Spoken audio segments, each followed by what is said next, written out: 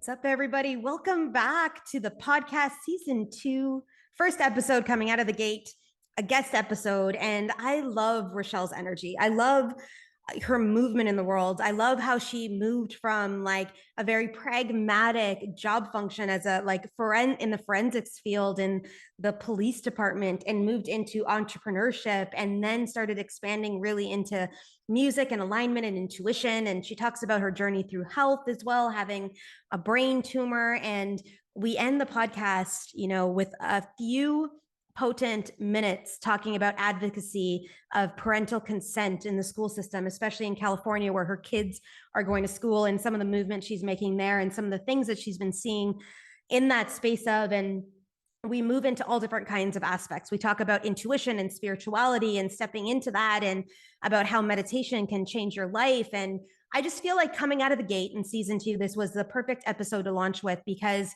she's real. We're talking about real things. We're talking about stuff happening right now in the collective. We're talking about a potent and powerful story in her life and about what's happening now. And she gives us some amazing feedback, some amazing dynamics. She talks about also to the business she's currently in, and helping people really make impact through their TEDx talks and getting onto TEDx stages, and how that movement alone can impact truth. And we move through the vibration of truth through the throat chakra and all different kinds of things. So her story is a powerful one. And I'm just so grateful that I got to connect with her to be able to share this with you into the world. And yeah, season 2 is going to be coming in hot. We got a lot of stories coming out, a lot of different guests this season, a lot of conversations we're going to have, about moving through our traumas and about things that have happened in our world, and the dynamics of the guests coming into play about their transitions, their growth in their life, their movement of energy, and how their whole life has shifted because of certain decisions that they've made, in order to help you really feel this and help you feel that you can too make these decisions in your life. You can have the courage to step in. You can have the courage to own your power and your truth and to step into this. And it's going to show up in all these different facets for us to explore in season 2 of the Light Warriors Unleashed podcast. So with no further ado, episode 58, Rachelle is here to serve you. Let's get it done. Rachelle, I am so excited to have you on the podcast today. And I feel like I'm really in formal energy right now. So I need to shake that off, because I'm definitely not formal whatsoever at all. But just so stoked, I know, to have you here. Such a multifaceted woman, done multiple things in your life. You are doing multiple things still in your life in multi-dimensional ways. And I can't wait to kind of dive into some of that with you. But why don't we just start in the middle of your lifespan, and wherever you kind of want to lead us into first, because I know you've been through some change. You've moved through a lot of stuff in your world over the last few years, maybe even the last 10 years of your life, just maneuvering, executing, finding out more about who you are. So why don't we start with that and just see kind of where we're moving into with this conversation. But welcome. So stoked to have you. Thank you, Colleen. Thanks for having me today. I'm so excited to be here. Yeah. So, when I tell people my background, they're like, what? You've done what? And so I've had an eclectic background. I grew up in San Diego. I'm still here. I love it. And after high school, I was a paramedic for 6 years, and I was running around the streets of San Diego trying to save everybody from their 911 emergency. And then the contract negotiations were coming up, and many of us weren't going to get picked up with the new company. So a lot of us went back to school, and I took a forensics course, got hooked. I was in forensics for 20 years. And during that time, I did, a lot, testified in court, analyzed evidence. I did a lot of research and was teaching that all throughout the country to law enforcement agencies and at forensic conferences. And I was really at the height of my career. I was on a prestigious forensic board. And then one day I was flying back from New York to San Diego from a board meeting, and I decided to quit my job cold turkey. And I got back to work, gave my 2 weeks notice. I packed up my shit, and I never looked back. And really during that time, a catalyst to me actually making that decision, because most people don't make that decision out of the blue, was when I began my personal development work and meditating I think it was about 8 years prior to that. So that time from starting to meditate to when I decided to quit, my intuition was really speaking to me loudly. I'd ignored it for a little time.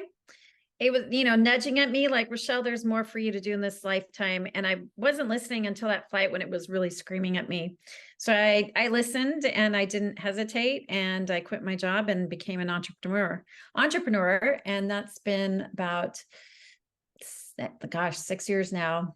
And I've never looked back. So it's been a fun ride, and I've done a multitude of things since then, figuring it out and finding my why and what's my purpose here on this planet. But it's been a lot of fun.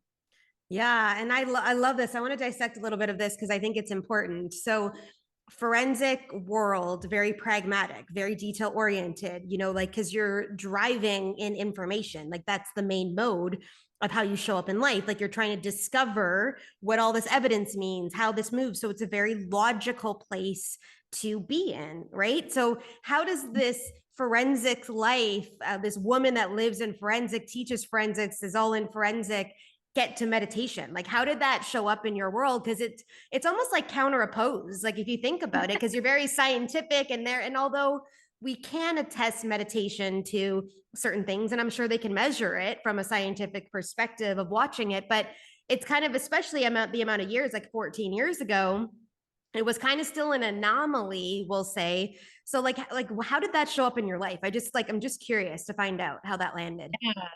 So it showed up in my life unexpectedly, and from a diagnosis that really scared the shit out of me. So in 2008, I was diagnosed with a rare brain tumor, and I had just had a baby. I had an 18-month-old. I was married at the time, and I was so scared. I would have done anything.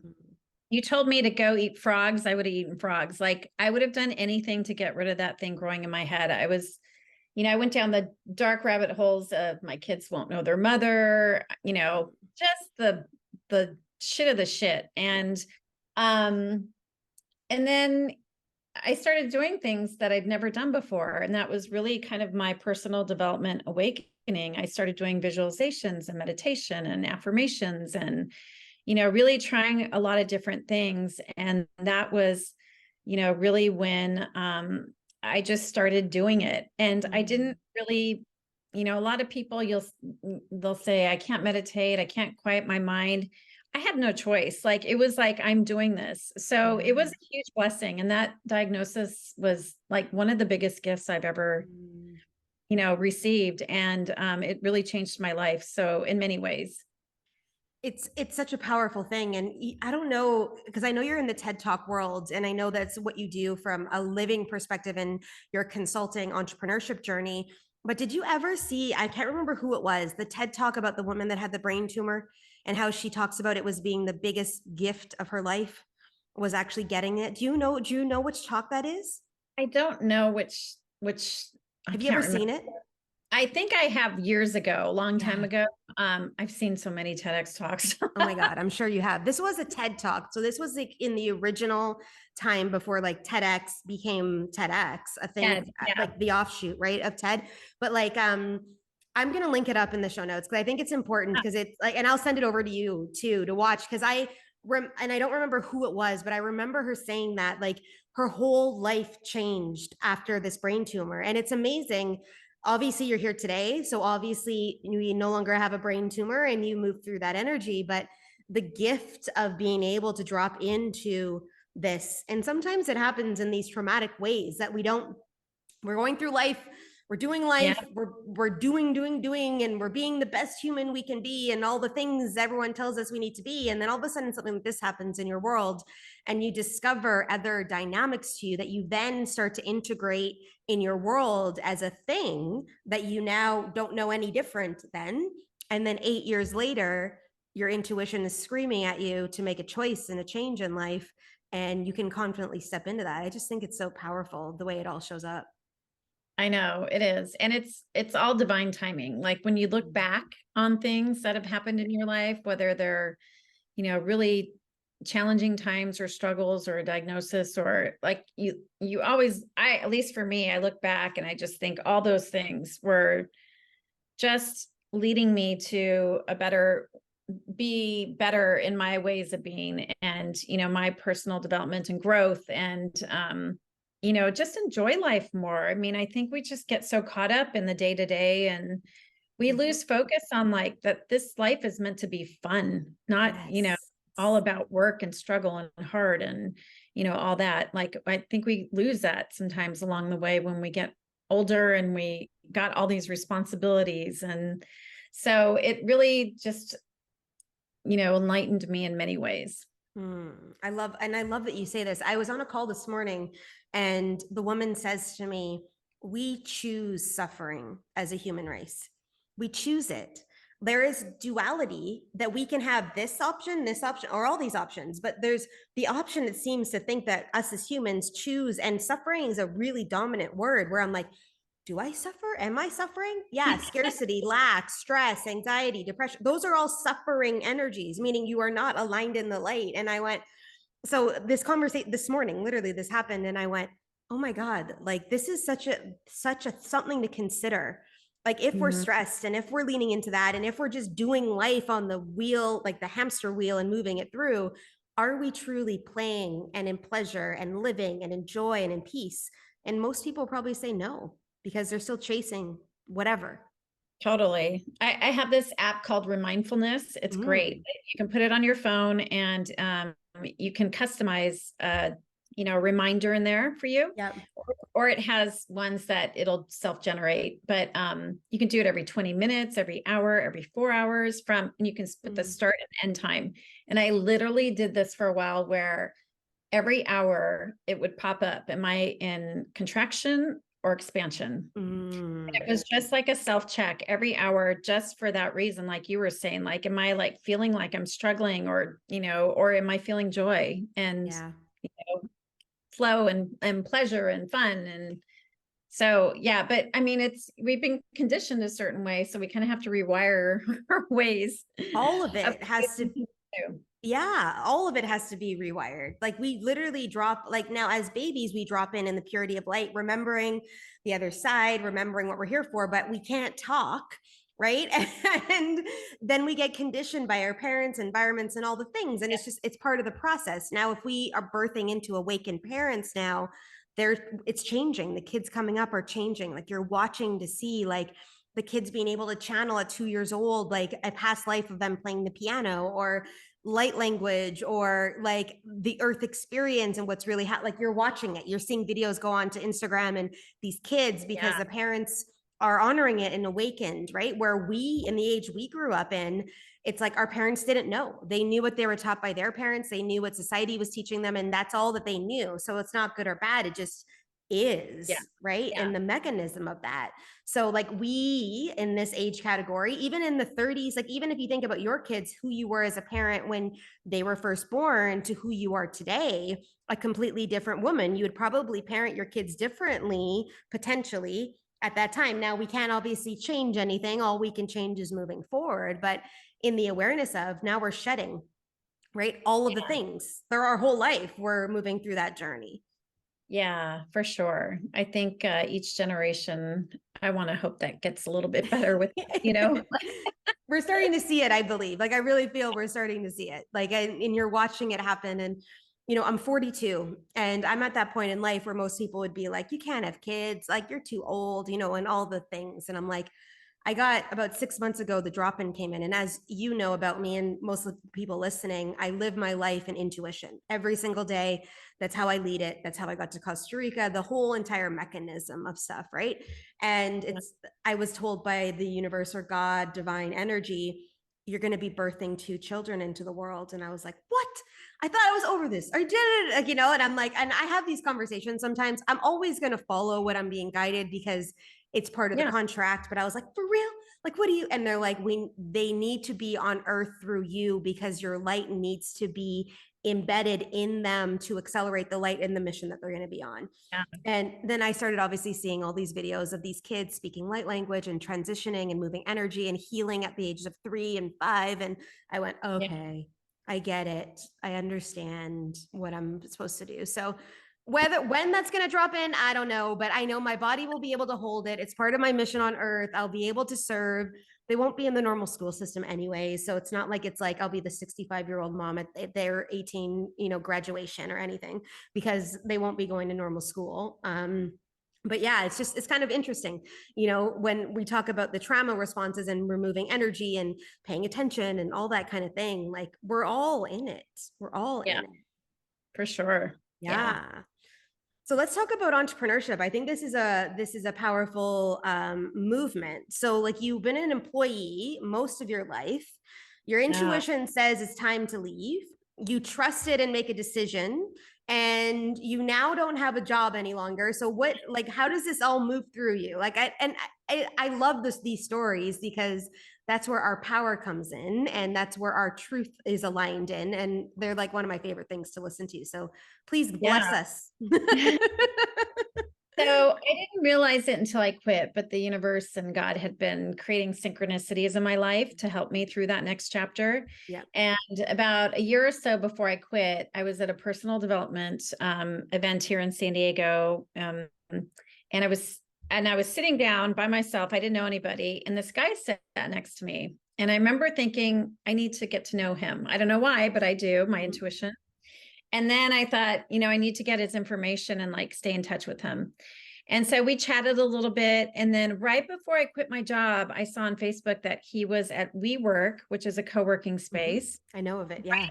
Right down the street from the police department where I was working. And I was like, oh my gosh, look at Cam. He's at WeWork. What's WeWork? Like, I didn't know what WeWork was. And so I reached out to him and said, hey, do you have a little time to meet? I met you at, Jesse Elder's event in San Diego. And he said, yeah. So I, took a lunch break, went down and met him. And I started sharing with him these thoughts I was having about, like, what does life look like for me outside of forensics? And we had a really great, deep discussion. And I remember him saying, when you quit your job, I'll be here waiting.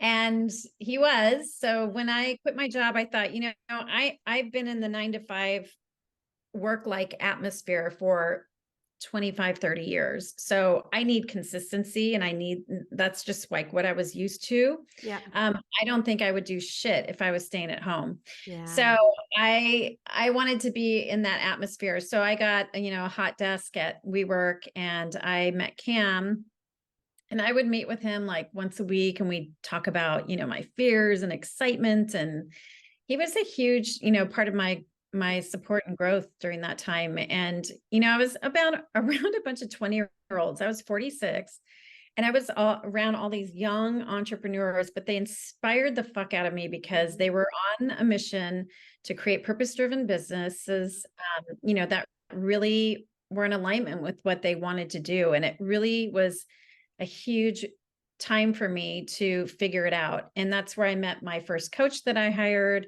It's where I met somebody else who ended up hiring me to work for their coaching business later. So, it was, if you make a decision like that, the thing I tell people is, if you can't figure it out, hire somebody to do it, because there's no time.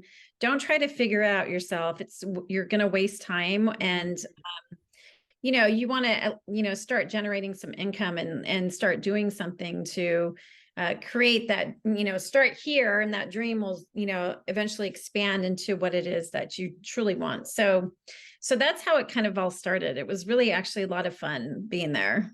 Oh, I love that. I do know of WeWork, and somewhere in my pathway, I'll be creating like a mystic school for gifted kids. I've been told later on in my 50s. That's why I said to you, like, my kids wouldn't be going to normal school. Like, it's going to be like Hogwarts. And I have people all over the world that are like, we want to have one here. So I'm going to be creating some form of Hogwarts around the world. Like, that's just my MO. And I want kids to be able to learn and accelerate their gifts and all the things.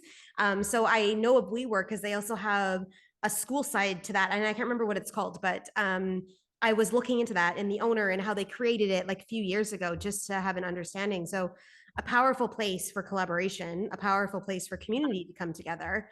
Yeah. And I love the fact that you brought up mentorship, because I think there's a lot of people out there that are still struggling so much trying to get something up off the ground, that if they, and some people are like, I don't have the money to invest. I'm like, you're going to keep cycling. You've been in the same spot this year as you were last year and the year before, and maybe you've moved a little bit, but like that power of mentorship or of a coach moving into your field can drastically change results. And I know you're in this industry, so just tell us a little bit about what you do now, because I think it's just kind of cool to see forensics to completely different wheelhouse. Yeah, please share.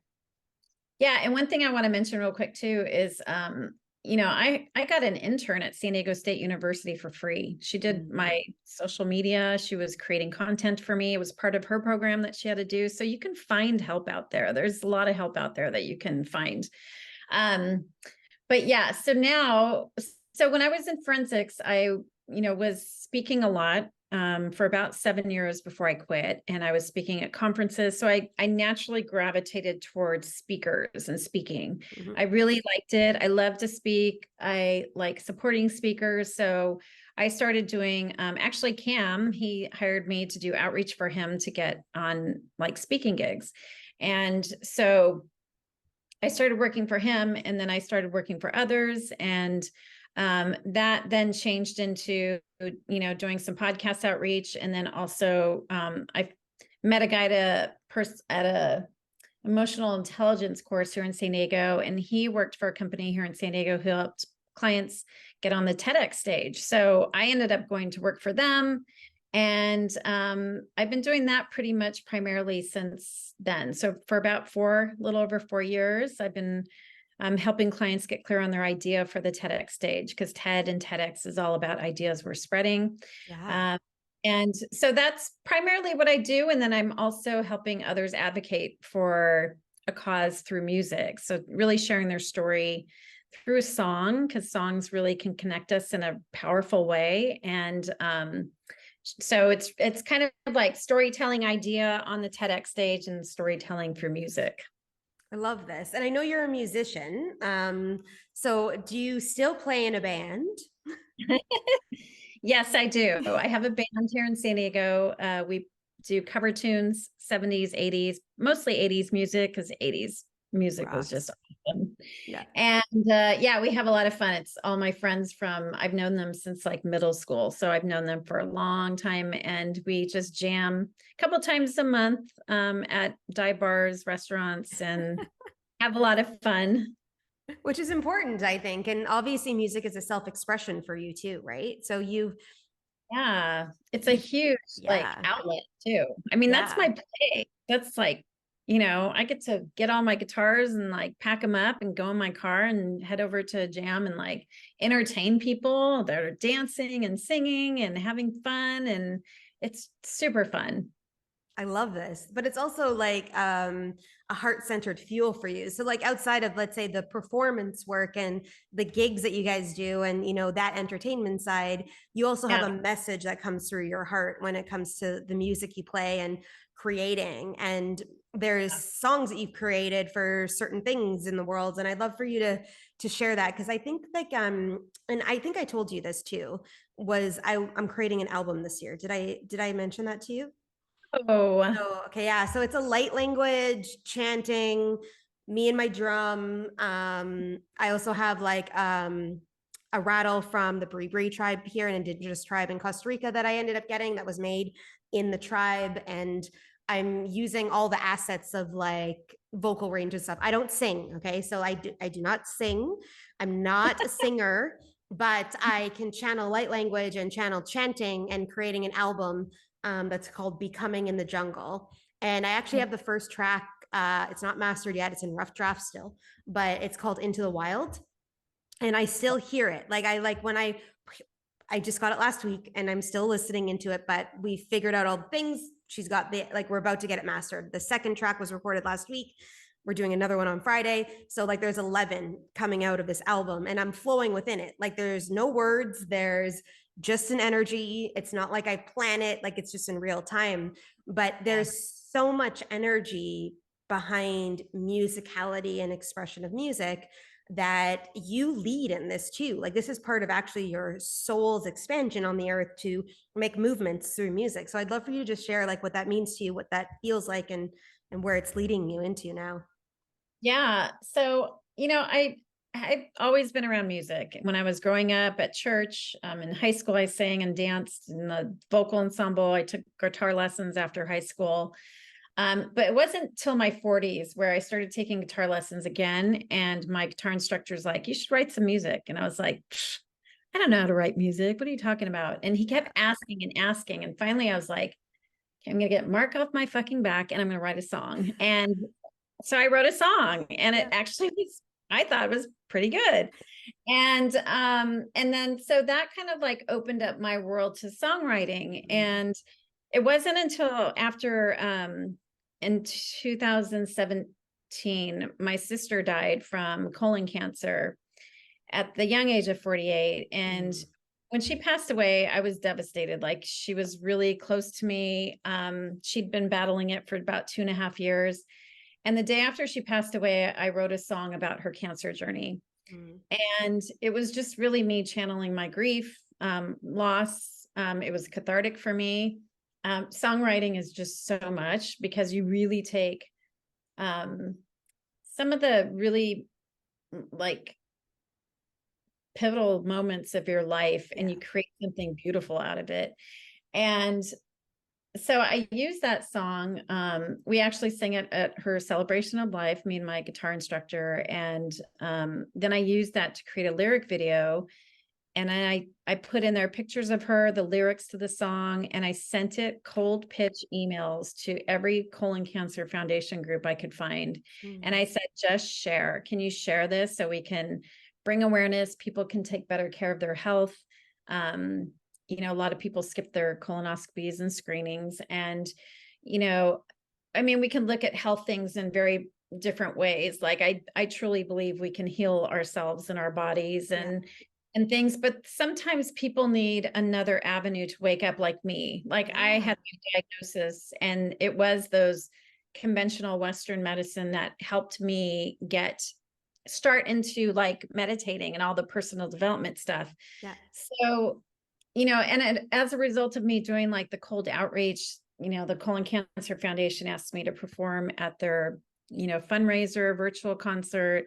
One group wanted me to become a spokesperson for them, be on their Never Too Young committee. Like all these things happened. And I was like, holy shit. Like, my intention was just to share my sister's story so people would connect to her story and take better care of their health. Right. And maybe save a life. And it's done that like twofold. Like you don't even know where the ripple effect is anymore, right? Like it's out in the world. Yeah. And I've had people reach out telling me they finally got screened, they found cancerous polyps. Like had they not gone, their story might have been different. And so I know that, she's gone, but her legacy continues. And it all started with a song. And so I've helped some other people who want to advocate for a cause like that and share their story. And we've done the same thing, created the song and then created a lyric video around it to help them share it and bring awareness for whatever passion, an thing that they want to advocate for. So that's, advocacy has always been a part of me. I think when I was a paramedic, advocating for health and forensics, advocating for the truth with, crime cases. And then, for my diagnosis, I had to, really advocate for my health during that time. My insurance company was really messing with me. And so advocacy has always been a part of me, and music was a huge passion of mine, but I never pursued it when I was younger because I didn't think I would be supported. It wasn't a real job and had, medical benefits and retirements. And so now, come full circle, I'm back, merging these two passions of mine, advocacy and music. So it's been a fun thing to do. And I'm, excited to see the music part of this expand. Yeah, me too. Cause I know when we first chatted, like before, not even like this time around, but before when we first connected, I was like, oh my God, this is a big thing for you. Like, and sometimes our mind limits us to believing, like you just said, well, how are you going to get medical insurance and how are you going to, but it's like, if you are aligned in the heart, everything is taken care of through that space. And random things, quote unquote, they're never random, you know, things happen that support us, that move us through, that bring in that dynamic of like wealth in our world in all the ways that we desire it to be, when we lead with that energy in our heart and serve in that mission, right? And it's like, some people are like, well, I'll never be a millionaire. I'm like, do you really need to be? Like, what if your life was just completely fulfilled and you had everything that you needed and desired and you lived in this passionate life that has everything? Do you really need to be a millionaire? You know, like, and I think if we reference back to when you first got into personal development, and I've been in the world since I was 23, so 20 years ago, almost 19 years ago, I picked up my first personal development book. It was almost like, if you didn't have millions of dollars a year, you weren't successful. And that was the MO that they almost positioned, because people didn't know any different. But success is different for every single person. It's that vibration of expansion and embodiment and love and desire and fulfillment and play, and how you show up in your life. And you're supported through your endeavors as you move through, but it may not be looking like that guy, which it doesn't need to be looking like that guy. It's you in that movement, right? So it's interesting how that came through. Oh no, I think we froze for a second. Oh, There we go. You're back. yeah, I think today, like what I see with a lot of people is more of a heart-centered, focused servant leadership versus make the millions and like the car, you know, like when you serve and give value, like the money will come, that'll follow.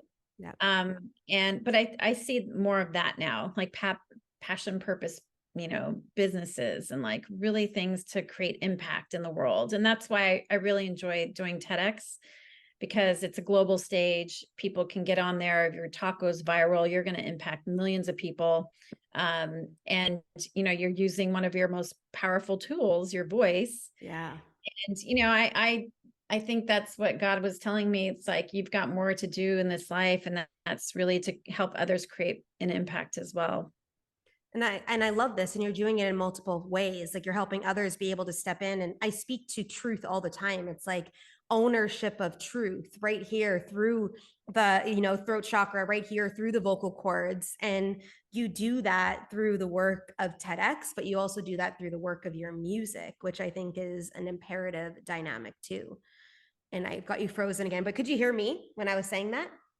You froze for just a little bit. Okay, cool. I was just edifying you in the space of like being able to step in to help people really accelerate this in all the ways. So whether it's through you opening up your vocal cords to help assist others hear a song that makes a movement in the world, or helping others really expand, stepping onto their stages, it shows up in the way that you do that. So you're like an activator, let's say, for the throat chakra for truth. And then never mind the advocacy. Like that's a whole other thing we haven't even dove into yet. Yeah, it's really I mean, using your voice is just incredibly powerful. It gives, you know, you start open up to your own truths, I think, and it gives you permission to like start really sharing authentically. There's a quote I like by Chris Carr. It says, it's not about finding your voice, it's about giving yourself permission to use your voice. Like, I love it. you know, it's really, and it creates that ripple and gives other people permission because they relate to you and they're like, oh, wow, I'm not alone. I've been through that too. And, you know, you can create those connections and that gets other people to open up more. And so, yeah, it's really fun. I love that. I'm just writing that quote down because I'm like, that's a powerful quote. Like a powerful quote. Because I live and breathe in the energy of everything is already inside of us. It is. We just have to remember that it's here, right? The light codes, the vibrations, the intuitive flow, the connection, the mission, all of the things that I love and desire to speak about, it's all in us. And, you know, we go through this experience, like you went through schooling and you did these kinds of jobs, but you were led back to the vibration of your intuition that then guided you into making a decision that brought you to this exact moment of time. And sure, we've got our struggles and our ownership of our power and stepping in and actually seeing if we can hold it and can I really do this, and you know, all the human things that show up. But the vibrancy of your light is shining brighter today than it's ever have, I can imagine. Yeah, and like I said, that it goes back to my diagnosis, that gift. And I hope that other people don't wait for that, tragic thing to happen to make changes in their life. Like you can literally start now today, and meditation will absolutely change your life. It has for me. It's non-negotiable. I do it once a day, maybe 2 times, 3 times if I can. And it is crazy what will come from just sitting still. And we've been you feel like you're not being productive, like I got to be moving, I'm not doing something, it's the middle of the day, I'm wasting time. But really, like, just sitting still and being quiet is one of the biggest gifts you can give to yourself. I so agree with you. Like, and some of the people that I actually work in one-to-one containers with, on their list is like 20 minutes of doing nothing. And it's probably one of the hardest things that people can do because, Right. like, we're conditioned to keep doing all of the time. It's funny today. I got off of a call and I had about an hour and a half break before my next call, and I have a to-do list. I literally have a to-do list of major things that need to get done, and they're massive. Like, they're not like take a half an hour to get it done. Like, they're massive things. And I'm like, okay, I'm gonna do this. Then it dropped in. No, you need to put on your headphones and you need to go lie on the couch and you need to put on this Hertz music, and then we've got messages for you. So I was like, fine, I'm setting a timer for 20 minutes though. An hour later, because that's what I was guided into. They're like, no, you got to stay here and keep doing this. And I went on a trip and I was out in the ethers and doing things and opening up my heart more and dropping in and, like, doing the stuff that I do. And then I went, okay, I get it. Like, they're calling me forward, and I work a lot with divine energy, right? So I'm being called forward for my own expansion, for my own energy. And meditation for all of us is going to be different. Like, sometimes it is the quiet, sometimes it's guided, sometimes it's out on a walk connecting in. And as you know, like, I'm sure you use all different kinds of tools for the different meditations you do. But yeah, it's a powerful tool for sure. Yeah. Yeah, I was just sharing this on social media yesterday. I remember somebody, a coach, she's a friend, and we were just talking, and she's like, I think you should do an intuitive journey. And I'm like, what? She goes, just take like a half day or a full day and just listen to your intuition and do what it says. Yeah. And, I try to do that a couple times a month, where I take, really a chunk of time, like 4 hours or something, and just let it guide me, because it's our internal GPS and navigator. And when you start to nurture that, you'll start to listen to it more. Things will be easier because they just start to flow and you won't question it. But I like doing that too. It's really, that makes the journey kind of fun, because you're like, oh, where's today going to lead me? Yes. And well, like I said already, like, I live every day this way. So Yeah. that's how I live my life. And it's been a year yesterday, actually, since I moved to Costa Rica. And it's just been an interesting journey. How I got here, most people are like, how did you get here? I'm like, it was an intuitive hit. I woke up one day and it was like, you're moving to Costa Rica. I was like, okay, when am I leaving? Like, literally, that's how it happened. And I never even been to this country. Like, I never even traveled here or anything. So Yeah. I live that way, but I've also learned how to live that way. I've worked on surrendering for years and letting go. And it's still a challenge because it's like we want to control certain things, but we technically don't really have any control, So it's like, if we just realize that and then go with God, it's like so much easier, like, Yeah. it's Yeah. so much easier. I strive to get where you are, where you're doing it daily. And I do listen to my intuition throughout the day, but yeah, it's, again, that conditioning of, you've got to have that, schedule and that list, and that, and there is something to structure and doing things For daily sure. Yeah. to keep that momentum and flow going, and really being in a good mindset. But yeah, where, you're not really controlling, you really truly surrender and just let go of everything and let your intuition guide you is really fun. It is a lot of fun, and some days it's kind of like one of those, are you sure, like, are we, like, but and I argue with myself sometimes, and I, like, have the questioning conversations. I always channel through my right, so I look up and go, what, like, but I listen anyways, and I just keep taking action. But you're right, there's that flow of, like, feminine and masculine energy, both are needed, Yeah. and we have it, like, whether we're female or male, we have both energies inside of us. So both are necessary for our evolution. So the to-do lists and the execution and the strategies are necessary, but the flow and creativity and intuition are also necessary. So how do you move both together to be able to create? And I battle it some days.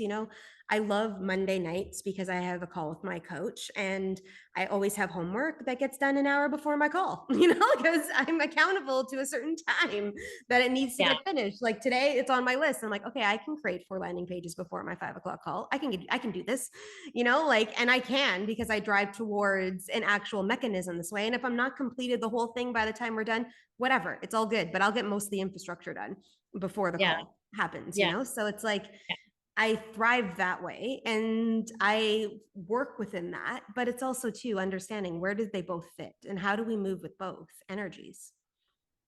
So yeah, I think that's super important.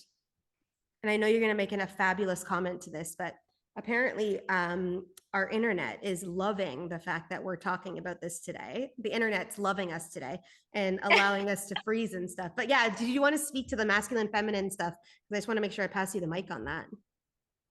Yeah. I think I've always been more of the embodying the masculine, and probably with all the jobs that I've had, I mean, those are just being I've done, and just really being that overachiever too, because I think, from my childhood, I had issues around unworthiness and things like that. So now I'm really trying to embody that, the feminine, and bring in that play and fun and nurturing myself and self-care and love and kind of like balancing that out. But I think that when, again, it goes back to meditating, I think when you get centered, it just all organically kind of flows. Right. And when you're, again, checking in to see if I'm in contraction or expansion, like, what do I need right now? Maybe I do need some more of that feminine, nurturing and love, or maybe I need more of the masculine, like get outside or go, I don't know, do something, take action. Yeah, or work out, So it's really kind of like, I think if we just check in more with ourselves, we kind of like, we'll get the answers. Always. And if we don't, we'll get the answer in the way we don't want to hear it or see it, but it will reveal itself at some point. It always comes to light. It always comes to light. Yeah. I know we've hit multiple things in this podcast, which I love the fact that it's so diverse, because you are so diverse and you're multidimensional. We all are, but the way you show up in life is that way too. And I love those facets of you. I know we talked about advocacy and you creating music for other people's advocacy, but you're also really passionate about certain causes as well. Is that true? Yeah. I mean, I'm passionate about not only health issues, I think, because I was a paramedic. I know a lot about the body. I did a lot of medicine for years. And then, I've been advocating a lot at my children's school. Yeah.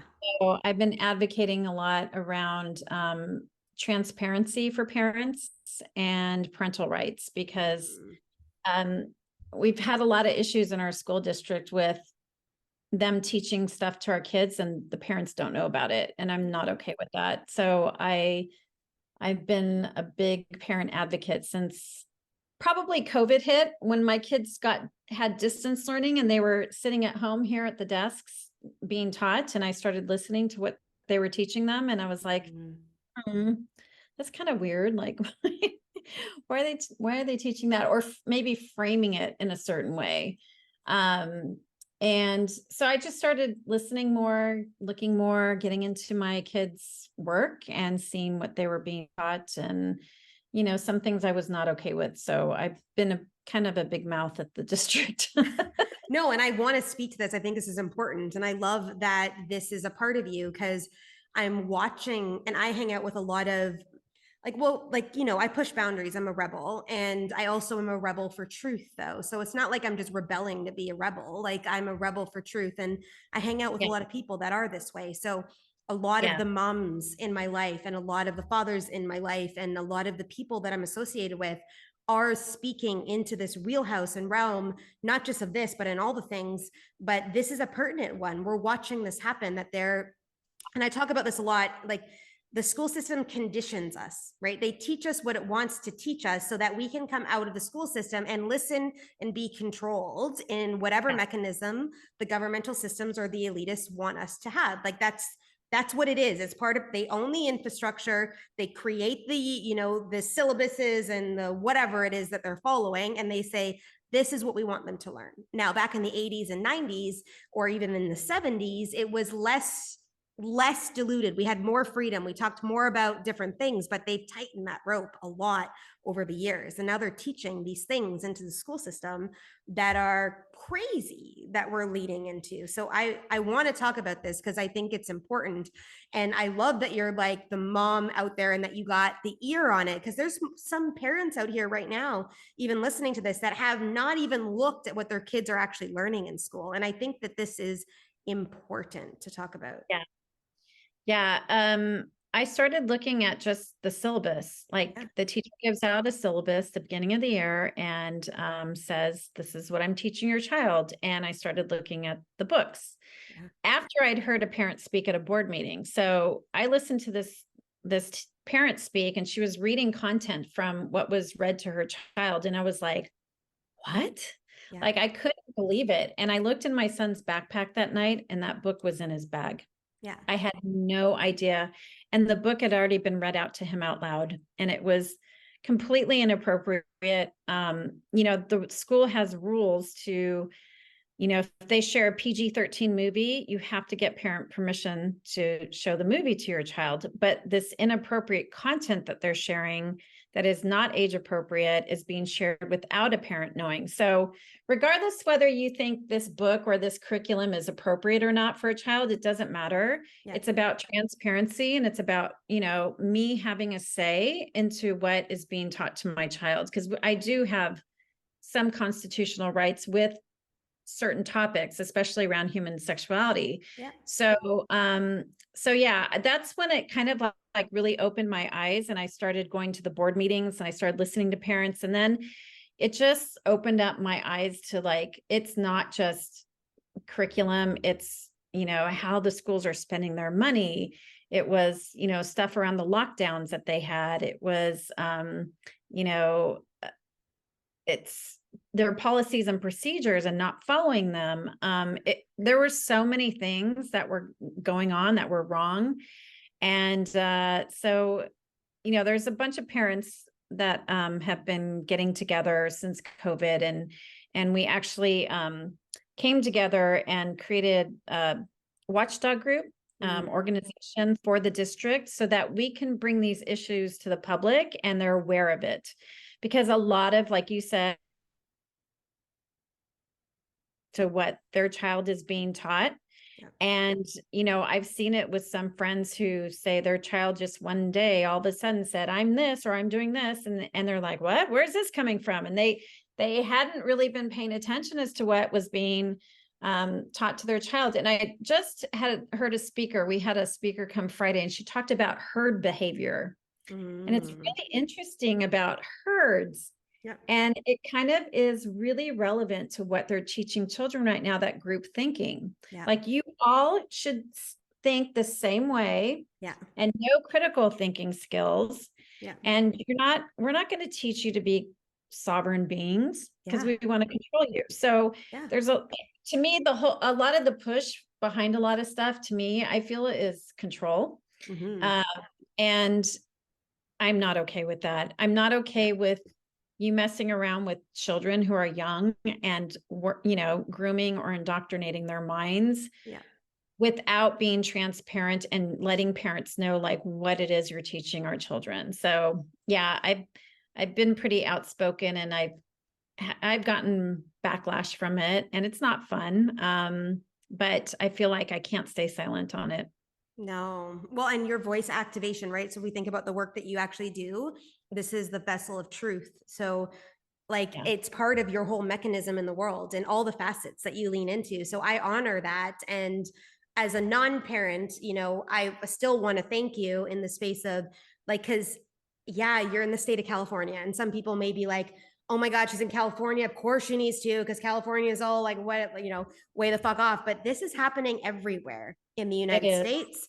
It's Yeah. happening in Canada, and it's like, we don't have to do anything, because if I say we have to, then people can whatever.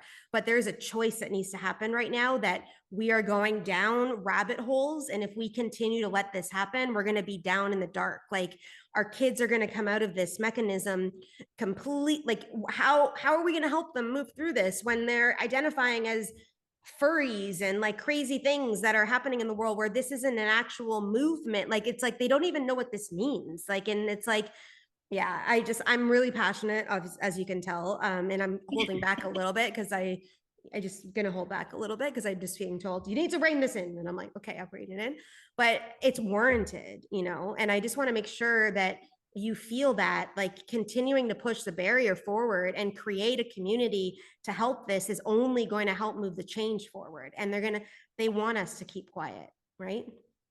Oh yeah, we've received so, I mean, they're even breaking ed codes and law, and they just keep doing it. And it blows me away. I'm like, these are educators. Like, how is this even happening? Like, I can't even wrap my head around it sometimes. So, again, regardless of how people feel around certain issues, like, it doesn't matter. I just want more parents to get involved. Like, look at your content, volunteer in class, be part of the school psych council, be in the PTA.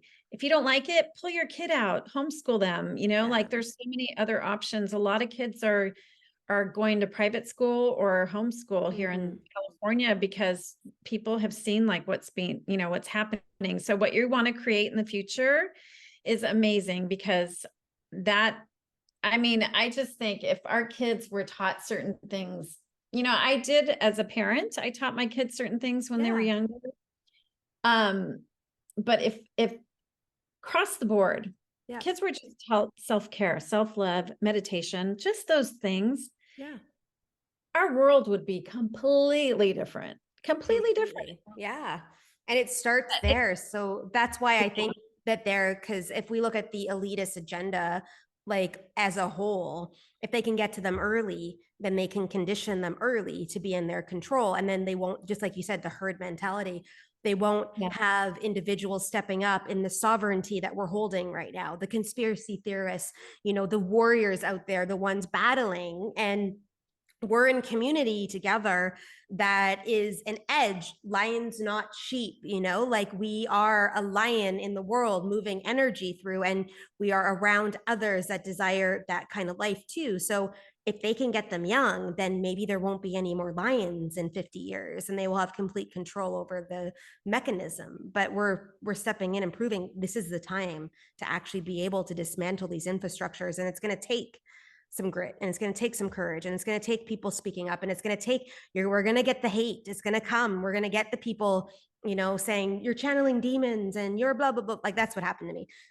You're da, da, da. And I'm like, yes, I'm getting the hate messages. That means I'm doing something, like, like, you're stepping into the light. Fucking right. Yeah. Right. And it's like, sometimes, like, we feel it in our heart. Like, it hurts us a bit, but it's like, we just had to keep remembering, what are we doing this for? Yeah, I was like interviewed by a news station, and they spun it a certain way to make me look like I was anti this, which I'm not. And, I received backlash after that, and it wasn't fun. And part of me is like, I'm done. Like, I don't want to, jeopardize my kids too in school, because, certain kids are targeted and certain things are so, but then I was like, no, I got to do this. So, I'm in it for it, till my kids, I don't know, till they're older. Maybe when they're out of the schools, I'll still be doing it. But I just feel this need to protect children from all of it, from so much. And, they're so young, and they're so easily swayed and so easily influenced. And I think it's a crime when you are intentionally putting things into children's heads, or saying things, or teaching them certain things, when it's no place for the school to do. It's no place for them at all. And I really have a hard time with that. So. And it's really interesting today alone. And it's so fun how like, I believe everything aligns for reasons. And a few months ago, I launched a specific inner child program that would help people really connect back in. Let's find the root of some of the shit that they're going through and all that. And it's like, we're watching the inner child work right now happen with the school system. It's like, these kids are going to have to go back and do the fucking work we're doing right now in our own lives, right? So it's like, how do we help them not have to do the work? We have that available, but some, parents, and they're just not paying attention. And I get it. We're busy. We're trying to keep up with the Joneses. We're trying to put food on the table. But I think this is one of the most important movements that we're being called forward right now to look at. Where are we present in our life, like you've already stated and said, and what's actually really happening? What's actually really happening? Yeah. And, it's part of our parental duty, I think, to, if you think about how much time your child is in school, I mean, Monday through Friday, 6 to 8 hours, that's a big chunk of time every day for months, 9 months of the year that they're being influenced. And, when kids get to middle school, then they just want to be accepted, and they will tend to maybe do things that their friends do, even though they don't want to, they might, because that's social acceptance. So it just continues to get into this, like, and I see the curriculum now, the curriculum's getting into younger and younger and younger and younger. Like we're watching it. And so, yeah, it's really just bringing awareness to parents to get more involved. And, I was one of those parents because I was in the best school district in San Diego County, and I was trusting them that they were doing, providing education, but it really wasn't until COVID, until it really, I woke up. And, other parents are starting to, especially in California, because you're just seeing so much, but, it's just, again, be part of what's going on with your kids, because, you just don't know what might be coming down. And I want to like, I feel like the call just to speak to this too. And you mentioned it already. It's like, I am not opposed to people expressing themselves in the way that they feel their desire to express themselves. I'm opposed to someone else putting on their expression onto someone else and making someone conform or think that they have to be something that they're not, like love is love in my eyes. Like and I hold that. But when someone is 7 years old and they don't even know how to even spell their name, never mind what gender they need to be, like this is a whole thing that's coming in, and no wonder mental health issues are running rampant. No wonder we have people not knowing where they're at in life and the chaos and the struggle that's going on, because it's imprinted in them at a young age, right? And I just wanted to make sure I stated that, because like you will hear me speak to all the time about owning who you are, and I desire that. But at the age of 5 or at the age of 8, they don't even know what they want to eat for dinner, never mind who they actually are, right? So our job as parents is to help them express that and move it through and understand. But it's not in the space of like them going to school and the school tells them they have to be this, or they can't be their sovereign being, or you have to decide what gender you are. When they're like, what do you mean I'm born a boy? And they're like, no, but you might be a girl and you might be a non-binary and all these things. Like, and it's like, they don't even know what socks they want to wear today, like, and so that's what irks my energy, is like, when you move into adulthood, you get to explore that and be in that space and make choices and decisions based on that dynamic. But when we're conditioning these children at such a young age to like see things and watch stuff and read things, that why do they need to be in that? They don't need to know about this right now, so. Yeah, it seems there's a big push to normalize sexuality and certain things at a very young age. And I don't think that's the school's job to do. I think that's the parents' job to do, because everybody has different values and everybody has different ways of thinking, maybe different religions, or, how maybe they're not religious, or, whatever it might be. Everybody's different. So to me, the focus of education, and really to be productive humans in this, in the future for them as they grow up, it's gotten kind of away from that. And it's more of, it goes back to control, can we control your ways of being, your thoughts? Can we confuse you? Can we get you so messed up that, you know, Yeah. you don't know what to think, and you'll always depend on the government for help then. And so it's just, yeah, it's an interesting time. It's a It really is. interesting time. And I feel like there's a collective shift happening. I feel the Yeah. momentum of more people getting involved, speaking up, saying things. And, we just have to continue doing that. I feel, just to really try to, make the system, for those who have no choice but to put your child in public school, because in California, you have to be in a school somewhere, or it's the law. Yeah. That you feel okay with leaving your child. Yeah. And that's the thing is like, and I know there's some families out there that may not have the resources or whatever the dynamic is, but you still have a voice to be able to protect them, Yeah. and that's, I think, the thing in all the aspects of our life. We still have a voice. We can step in, and there's a lot of people that live in fear. And I am with you in this space of the collective, right? We're moving. People are starting to see the needles moving. And for some of us, it's like, can it go faster? And it's like, it's got to dismantle the way it's going to dismantle. Right. So it's like, I'm just going to urge everybody. And like I always do, is about like, what is your truth? Like, and where are you sacrificing yourself in your life, and you're not stepping into it, which you don't even understand the ripple effect you're creating just by not doing that too. It's like, it's way more destitute than it is of you actually having the courage to step in, Yeah. So yeah. Yeah. And what I found with most people who are afraid to say something, like a parent, or especially teachers, because the teachers unions are very strong. And a lot of teachers are really afraid to speak out, is that once you do it once, Yeah.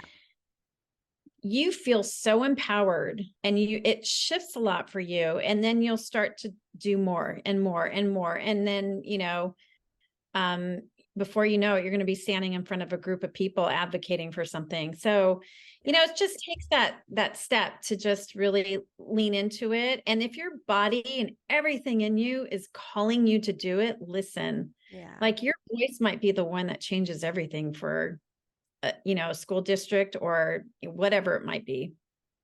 And it's so true. I quote this all the time. It's from the movie We Bought a Zoo. And I don't know if you ever seen the movie, but Matt Damon. No, but I keep hearing it lately, so I got to watch it. Apparently you do. Well, he brought his kids to this cafe, and he walks them through a scenario where he saw his wife, like a soon to be wife, whatever. He never met her. He was walking by the cafe and she was in the window.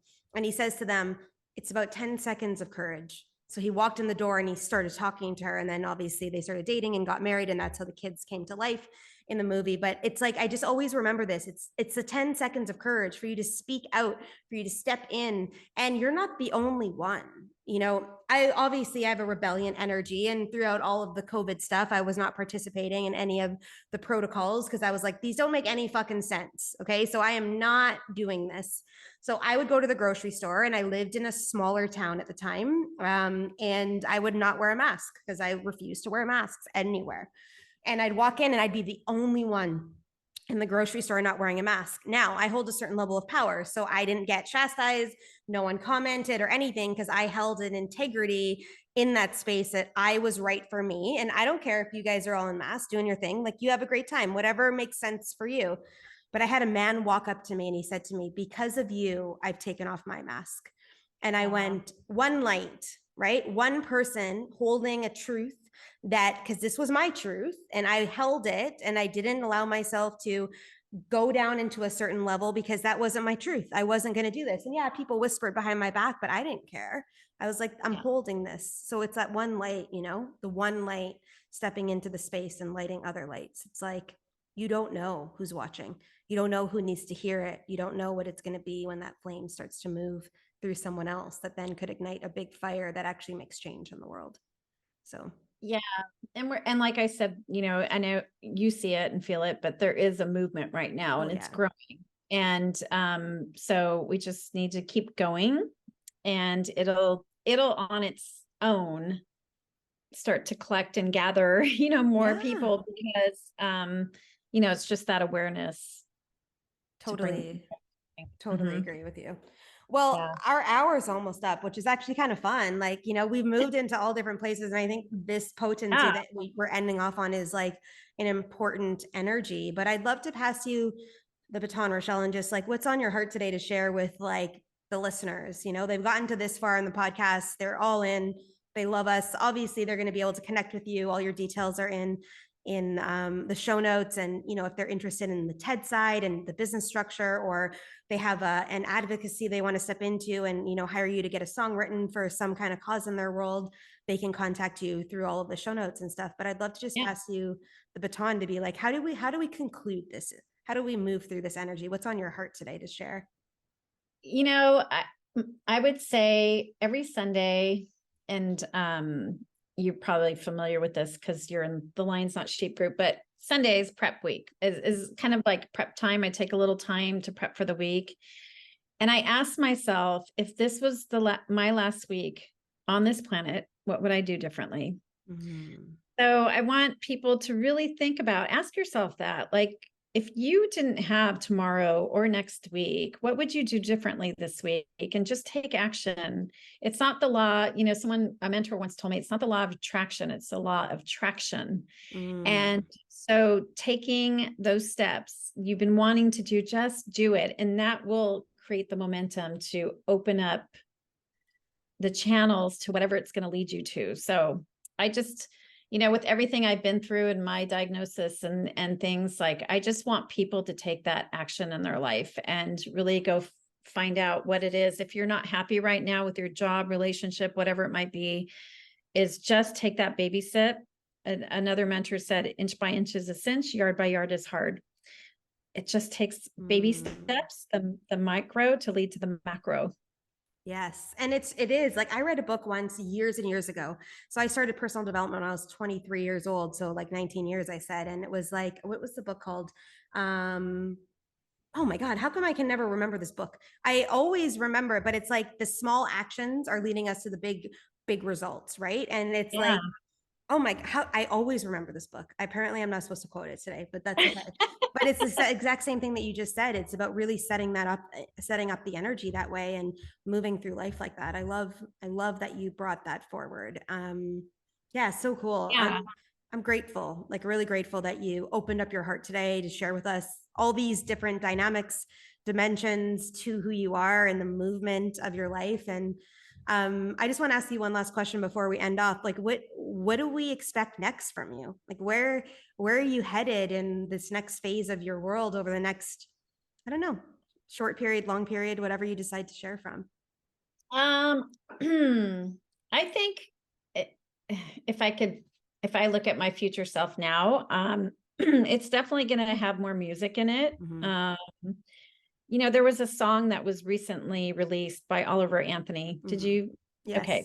So that created a big fucking movement. And so many people globally around the world, millions, I think the last I looked, it had 50 million views, created a huge movement. And I think that just that one song, look what it did. Like, so I see more music around maybe certain topics or things that are going on in the world to share with others, to help others connect and know that they're not alone. Because if you look at the comments on his YouTube, I mean, everybody says the same thing. Like, I'm in Ireland and I'm not American, but you are speaking to me. Yeah. So I love that. I love that, like, music can unite when, we struggle with words and words can be divisive. We're united through song.